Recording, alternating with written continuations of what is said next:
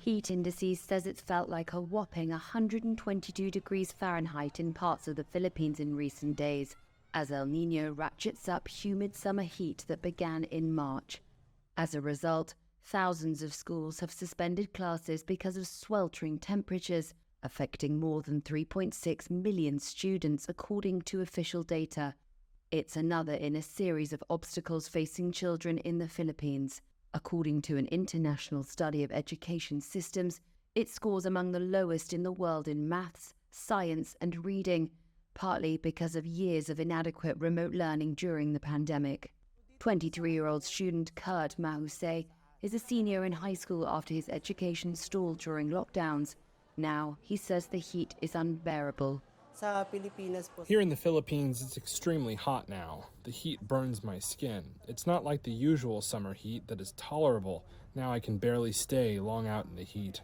It's part of a band of heat spreading across South and Southeast Asia this year, exacerbated by El Niño and climate change, and it makes it harder for children to simply learn.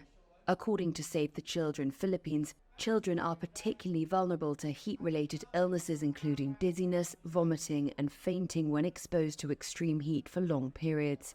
And high school teacher Medea Santos says it's become a struggle to get through the workday. We are also affected. For example, me at my age, when the temperature is really high, my blood pressure shoots up.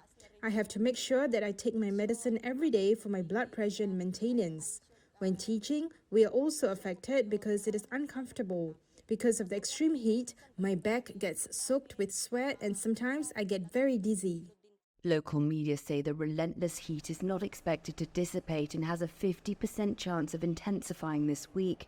Students and teachers are worried about how much more learning they will lose out on, especially in areas where access to gadgets and the internet is sporadic and sparse.